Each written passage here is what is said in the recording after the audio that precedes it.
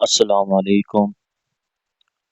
Forces institute Bahawalpur में आप सबको वेलकम करते हैं। PPSC FPSC one paper MCQs preparation के अंदर आज हमारा बच्चों लेक्चर 3 है। यूएसए हिस्ट्री को हम डिस्कस कर रहे थे और आज यूएसए के अंदर हमने डिस्कस करना है प्रेसिडेंट्स ऑफ यूएसए। यूएसए के जो सदर रहे हैं 1945 से आगे हमने सारे प्रेसिडेंट करने हैं। 1945 से पहले पहले कुछ हैं एक दो जिनको हमने डिस्कस करना है। तो बारी बारी तरतीब के साथ प्रेसिडेंट्स ऑफ यूएसए हम डिस्कस करते हैं। पीपीएससी के लिहाज से बच्चों आपको बताता चलूं कि लाजमी एक एमसीक्यूज इन प्रेसिडेंट से रिलेटेड आता है पेपर के अंदर, तो ये आप सबको पता होना चाहिए। बहुत अहम टॉपिक है presidents of USA.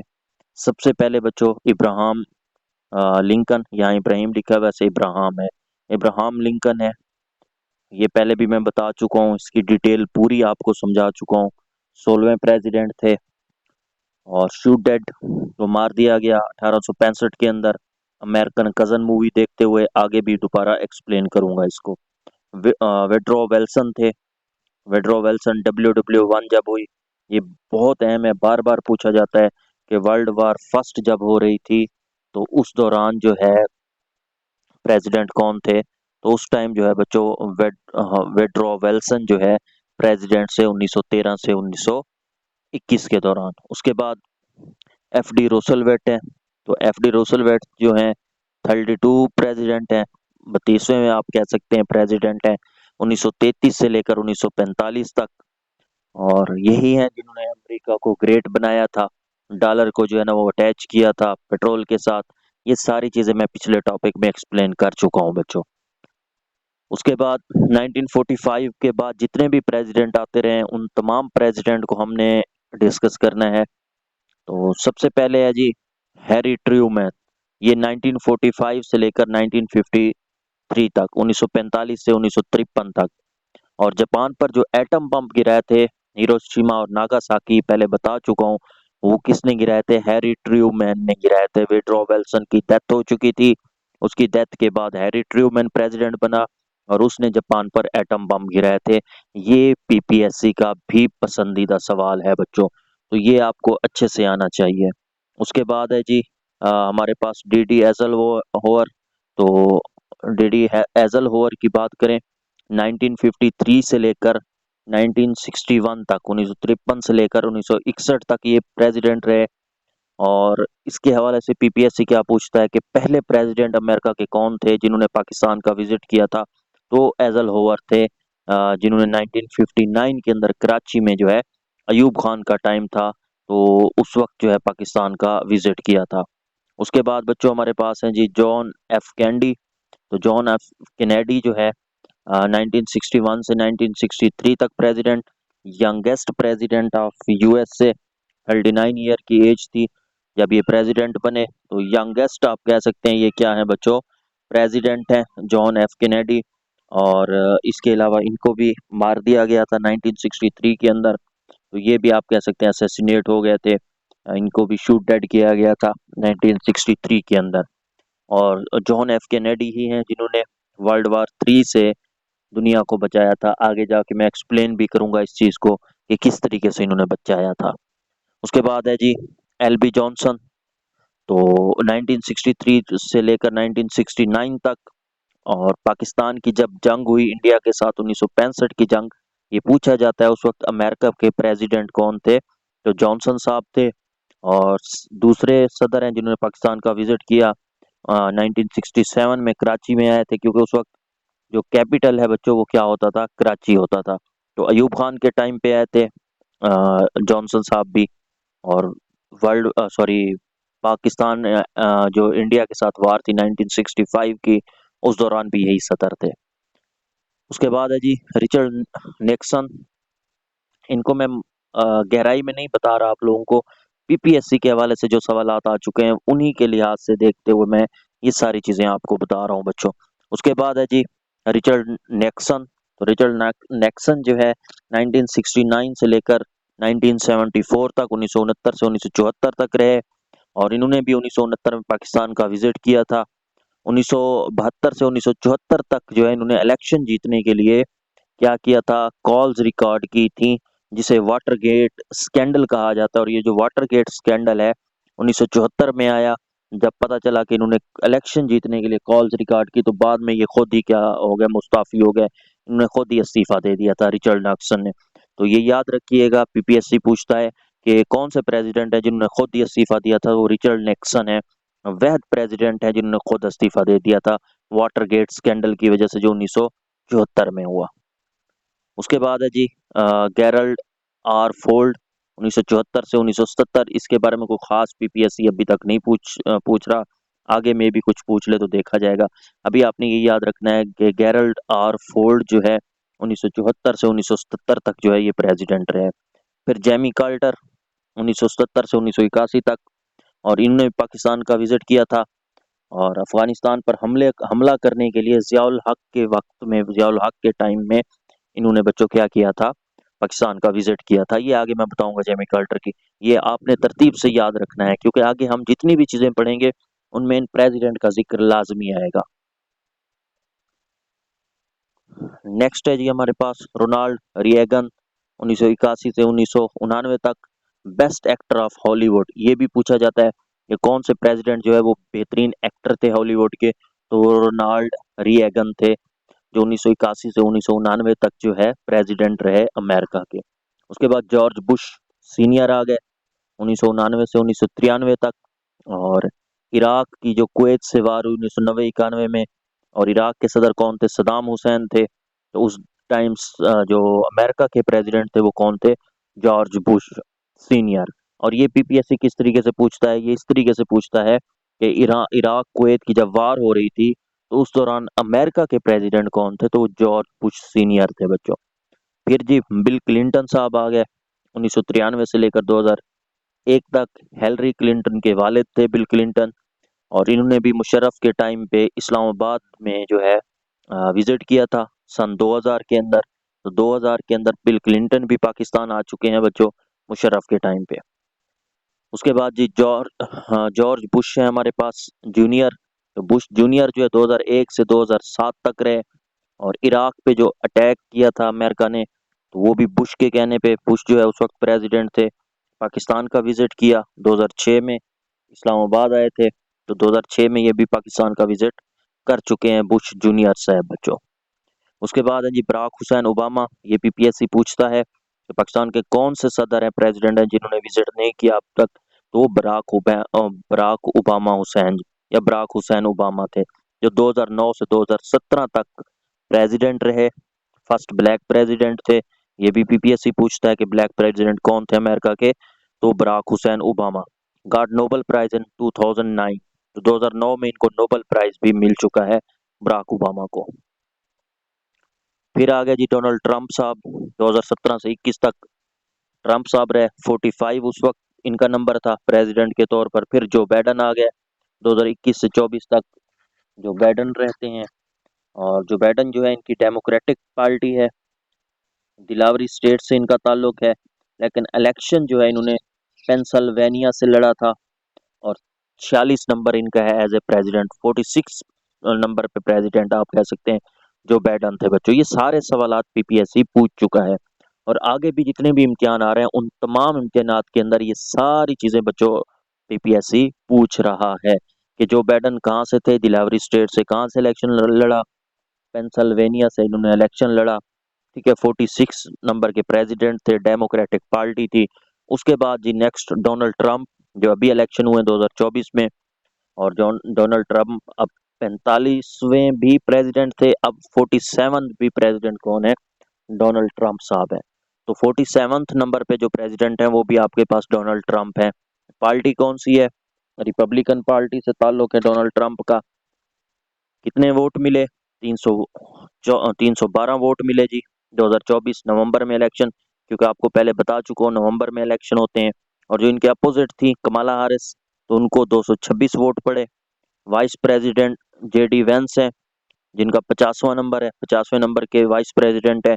Secretary of state जो हैं वो मार्को रोबियो हैं, 53 इनका नंबर है और फ्लोरिडा से इनका ताल्लुक है। ये सारी चीजें पीपीएससी बार बार पूछता है। ये मत समझिए क्या कि ये अहम नहीं है। आप पेपर्स उठा लें, पास्ट पेपर, ये सारे सवालात बच्चों आए हुए हैं।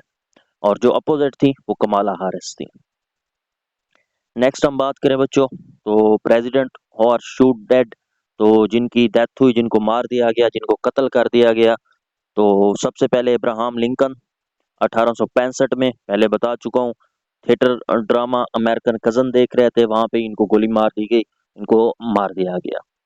फिर गारफील्ड थे 1981 में, ट्रेन में बैठ रहे थे तो गारफील्ड को 1981 में भी मार दिया गया।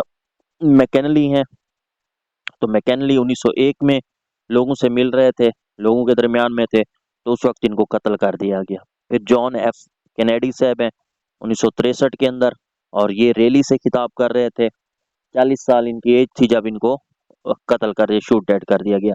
तो ये वो प्रेसिडेंट हैं जिनको कत्ल कर दिया गया। तो टोटल 4 प्रेसिडेंट हैं बच्चों अमेरिका के जिनकी डेथ हम कह सकते हैं कि कत्ल की वजह से हुई, या जिनको कत्ल कर दिया गया। नेक्स्ट हम बात करें बच्चों, तो कोल्ड वार है जो 1948 से 1990 तक रही। इसमें होता क्या है कोल्ड वार में, ये पूछता है कोल्ड वार कब से कब तक रही, 1948 से 1990 तक। इसमें ये होता है कि दो ममालिक डायरेक्ट आपस में नहीं लड़ते, लेकिन इनडायरेक्टली एक दूसरे से मुकाबला कर रहे होते हैं, या दूसरों को इन्वॉल्व करके मुकाबला करवा रहे होते हैं, दूसरों को लड़ा के। खुद डायरेक्ट एक दूसरे से नहीं लड़ रहे होते, जंग में नहीं होते, उसे कोल्ड वार कहते हैं। 1948 से 1990 तक रही। उसके बाद आते हैं जी पीपीएससी का बहुत पसंदीदा टॉपिक, नेटो। अब नेटो क्या है जी? एन से नॉर्थ, ए से अटलांटिक, टी से ट्रीटी, ओ से organisation. North Atlantic Treaty Organisation. ये मैं अभी आपको वीडियो भी भेजूंगा अटलांटिक ओशन की। नॉर्थ अटलांटिक किन के दरमियान में होता है? तो वो बेसिकली हमारे पास नॉर्थ अमेरिका और इधर से हमारे पास यूरोप होता है। तो यूरोप और नॉर्थ अमेरिका के दरमियान में नॉर्थ अटलांटिक ओशन है। तो उनके करीब करीब जो कंट्रीज हैं उन्होंने एक मिलिट्री अलायंस बनाई थी, नेटो बनाई थी। और नेटो जो है कब बनाई गई बच्चों? 4 अप्रैल 1949। पीपीएससी का बहुत पसंदीदा सवाल। फाउंडर अमेरिका है। किसके अगेंस्ट बनाई गई नेटो? रशिया के अगेंस्ट। तो ये जो नेटो है ये रशिया के अगेंस्ट बनाई गई थी। कितने मेंबर्स हो चुके हैं जी? 32 मेंबर्स हैं नेटो के। और जो रिसेंटली जिसने ज्वाइन किया है वो स्वीडन है, 32 नंबर पे जो है वो स्वीडन है। 7 मार्च 2024 को इन्होंने ज्वाइन किया था नेटो को। मिलिट्री अलायंस है अगेंस्ट रशिया। और इसके अलावा रशिया जो है उस वक्त जो है यूएसएसआर होता था, ठीक है, सोवियत यूनियन के तौर पर ये काम कर रहे थे। और यूएसएसआर जो है उसको रोकने के लिए नेटो बनाई गई, जिसमें 32 जो है आप कह सकते हैं मेंबर्स उसके हो चुके हैं। और इसका जो 31 मेंबर था वो फिनलैंड था। 32 जो है वो स्वीडन था। स्वीडन ने 7 मार्च 2024 को ज्वाइन किया। फिनलैंड ने 4 अप्रैल 2023 को ज्वाइन किया 31 मेंबर के तौर पर। इसकी जो हेडक्वार्टर है उसके जो हेडक्वार्टर है वो ब्रुसेल्स है, बेल्जियम में है बच्चों। तो ये भी पीपीएससी बार बार पूछता है कि इस जो नेटो है इसका हेडक्वार्टर कहाँ है? तो इसका हेडक्वार्टर है जी बच्चों ब्रुसेल्स, बेल्जियम के अंदर। नेक्स्ट है जी हमारे पास USSR, Union of Soviet Socialist Republic जिसको कहते हैं, या रशिया भी इसको कहा जाता था।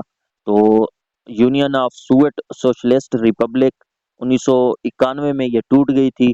और इससे फिर 15 मुल्क बने थे, 15 कंट्रीज बने थे।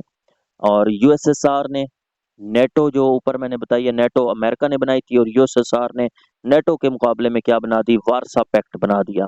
और ये जो वारसा पैक्ट है कब बनाया था? 1955 के अंदर, 1955 में बनाया था। और ये 1991 में जब यूएसएसआर डिसॉल्व हो गया, खत्म हो गया, आगे पता होगा ये हुआ क्यों, खत्म क्यों हुआ, इसकी वजह क्या थी। ठीक है, तो इसके खत्म होने के बाद क्या होता है कि जो वारसा पैक्ट है जो 1955 में बनाया गया था नेटो के अगेंस्ट मिलिट्री अलायंस, वो भी खत्म हो गया बच्चों।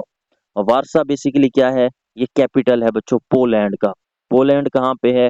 यूरोप का एक कंट्री है, यूरोप के अंदर पोलैंड है। और ये पोलैंड का क्या है? वारसा एक कैपिटल है। और वहां पे ये पैक्ट हुआ था, तो उस वजह से उसको वारसा पैक्ट कहा जाता है। उसके बाद बच्चों अहम अहम चीजें यूएसए से रिलेटेड जो जो चीजें होंगी, तो कोरियन वार होती है जी। पीपीएससी पूछता है जी कोरियन वार कब हुई? 1950 से 1953 तक। कोरियन पेनिनसुला कहाँ पे है? Pacific ocean. पैसिफिक ओशन कहाँ पे है? ये वीडियो आज या कल मैं आप लोगों को भेज दूंगा, उसमें आपको आइडिया हो जाएगा जी पैसिफिक ओशन कहाँ पे है। ठीक है, तो ये कोरियन वार थी 1950 से 1953 तक। और एक नॉर्थ कोरिया था, यहाँ पे साइड पे देखें जो मैंने जो दो डब्बे बनाए हुए हैं, ऊपर नॉर्थ कोरिया नीचे साउथ कोरिया। इनके दरमियान में जो बाउंड्री है उसे 38 पैरेलल लाइन कहते हैं। ये पीपीएससी हजारों बार पूछ चुका है बच्चों कि 38 पैरेलल लाइन किन के दरमियान है? नॉर्थ कोरिया और साउथ कोरिया के दरमियान में है। जो नॉर्थ कोरिया है और साउथ कोरिया है, इनके दरमियान में होती है जंग। दोनों कोरिया हैं, एक नॉर्थ साइड पे एक साउथ साइड पे। जो नॉर्थ साइड पे थे उनको रशिया और चाइना सपोर्ट कर रहा था, जो साउथ साइड पे थे उनको अमेरिका सपोर्ट कर रहा था। मुआशी लिहाज से देखा जाए तो जो साउथ कोरिया है ये दुनिया का बेहतरीन मुल्क है। अमेरिका सिर्फ असला देता है इस जंग के अंदर। पहले तो अमेरिका असला दे रहा होता है साउथ कोरिया को, लेकिन बाद में अपने 30,000 बंदे भी भेजता है साउथ कोरिया के अंदर। लेकिन वो सारे के सारे क्या हो जाते हैं? मारे जाते हैं, क्योंकि रशिया और चाइना जो है वहाँ पे ज्यादा स्ट्रांग होते हैं। तो रशिया और चाइना की इन्वॉल्वमेंट की वजह से वो 30,000 जो बंदे भेजता है अमेरिका साउथ कोरिया में, वो मारे जाते हैं। जिसकी वजह से फिर जो नॉर्थ कोरिया है उसकी जीत हो जाती है और नॉर्थ कोरिया जीत जाता है। ठीक है, ये यहाँ पे आपको ये चीज का आइडिया होना चाहिए कि इनमें जो जंग हुई थी वो 1950 से 53 तक हुई थी। नॉर्थ कोरिया को रशिया और चाइना सपोर्ट कर रहे थे, साउथ को अमेरिका कर रहा था। नॉर्थ और साउथ के दरमियान में जो बाउंड्री है उसे 38 पैरेलल लाइन कहते हैं। उसके बाद जी यू टू इंसिडेंट होता है 1960 के अंदर। और 1960 में यू टू इंसिडेंट बेसिकली कहते किसको हैं कि पाकिस्तान ने जो है बच्चों अमेरिका को अपने अड्डे फराहम कर दिए, ताकि वो जो है रशिया की क्या कर सके? जासूसी कर सके। और यू टू इसको इंसिडेंट 1960 क्यों कहा जाता है? क्योंकि वहाँ पे जो जहाज जाते थे वो वखान की पट्टी से, वखान कहाँ पे है? ये पाकिस्तान और ताजिकिस्तान के दरमियान में जो पट्टी है उसे वखान, ये बेसिकली बलूचिस्तान वाली साइड पे आता है। ये आगे मैं बताऊंगा आपको। ठीक है, तो वो वखान वाली साइड पे यू टू जो है ये अमरीकी जहाज थे, वो उड़ते थे और रशिया की क्या करते थे? जासूसी करते थे। तो रशिया ने क्या किया? इन जहाज़ों को पकड़ लिया। रशिया को पता था इन जहाज़ों के अंदर पाकिस्तानी पायलट हैं जो जासूसी कर रहे हैं, तो उन्होंने पकड़ लिया। और वो जो पायलट था उसको भी पकड़ लिया। और पाकिस्तान पर उन्होंने कहा कि पाकिस्तान जो है उसने अड्डे फराहम किए अमेरिका को, और पाकिस्तान जासूसी करवा रहा है हमारी। जिस पर पाकिस्तान ने कहा कि ये जो है इल्ज़ाम है। और उस वक्त जो है अयूब खान थे, लेकिन अयूब खान ने कहा कि ये सारे का सारा इल्ज़ाम है। तो रशिया वालों ने क्या किया बच्चों? वो जो पायलट पकड़ा हुआ था उसको सामने पेश कर दिया, जिसकी वजह से पाकिस्तान को काफ़ी शर्मिंदगी भी उठानी पड़ी। और रशिया वो हमला भी करने वाले थे पाकिस्तान के ऊपर, लेकिन बाद में अयूब खान ने उनसे रिक्वेस्ट की कि आइंदा हम अड्डे वगैरह अमेरिका को नहीं देंगे। तो इसको कहते हैं यू टू इंसिडेंट, जो कब होता है बच्चों? 1960 के अंदर होता है। और यू टू जो है ये क्या है? ये अमेरिका के जहाज हैं। और तुर्की की बात करें तो तुर्की ने भी क्या किया था? अमेरिका का साथ दिया था यू टू इंसिडेंट में। तुर्की भी अमेरिका के, और तुर्की याद रखिएगा वह इस्लामिक कंट्री है जो नेटो का भी हिस्सा है। और पाकिस्तान या कोई भी मुस्लिम ममालिक जो है वो हिस्सा नहीं है नेटो का, लेकिन तुर्की जो है वो नेटो का हिस्सा है। उसके बाद ये क्यूबन मिसाइल क्राइसिस 1962, ये पीपीएससी का बहुत पसंदीदा सवाल है बच्चों। यू टू इंसिडेंट कब हुआ? क्यूबन मिसाइल क्राइसिस क्राइसिस कब हुआ? तो ये 1962 के अंदर होता है। यू टू इंसिडेंट के बाद इसमें क्या होता है कि अमेरिका अपने जो मिसाइल है वो तुर्की में लगा देता है, और जो रशिया है वो अपने जो मिसाइल है वो क्यूबा में लगा देता है। तो इसकी वजह से फिर वर्ल्ड वार 3 होने का खतरा था। और उस वक्त अमेरिका का प्रेसिडेंट कौन था? John F Kennedy. अगर आपको याद हो, मैंने कहा था 1961 से लेकर 1963 तक जॉन एफ कैनेडी था। और उस वक्त भी मैंने बताया था इसने WW3 वर्ल्ड वार 3 से दुनिया को बचाया था। तो यही बात है जो अभी मैं समझा रहा था कि अमेरिका ने अपने मिसाइल तुर्की में रख दिए, नस्ब कर दी और रशिया ने क्यूबा में, और जंग होने का शदीद खतरा था। अगर जंग हो जाती तो कुछ भी ना बचता, सारी तबाही हो जाती, वर्ल्ड वार 3 हो जाती। तो वर्ल्ड वार 3 से जॉन एफ कैनेडी ने बचाया था, और इसी वजह से बाद में इस बेचारे को किल भी कर दिया गया, मार दिया गया। कब मारा गया? 1963 के अंदर बच्चों। तो ये था आज का हमारा टॉपिक। आई होप, क्योंकि वीडियो बहुत लंबी हो जाएगी फिर आपके लिए इशू होगा। वैसे भी मैं अब कोशिश कर रहा हूँ कि तकरीबन आपका 40 मिनट का एक लेक्चर होना चाहिए। आज इसी पे गुजारा करें, कल से इंशाल्लाह, क्योंकि हमारी लाइट नहीं है बच्चों 4-5 घंटे से, तो अभी आप इस पे गुजारा करें, बाकी इंशाल्लाह हम कल डिस्कस करेंगे। बाकी हमने आगे वियतनाम वार है, वियतनाम के अंदर भी सेम वैसे जंग हुई थी जैसे कोरिया के अंदर हुई थी। ठीक है, तो ये सारी डिटेल हम इंशाल्लाह बाकी जो रहती है वो कल पढ़ेंगे। और कल इंशाल्लाह अमेरिका की जो हिस्ट्री है वो हमारी ख़त्म हो जाएगी, उसके बाद हम वर्ल्ड मैप की तरफ आएंगे। थैंक यू एंड अल्लाह हाफिज़।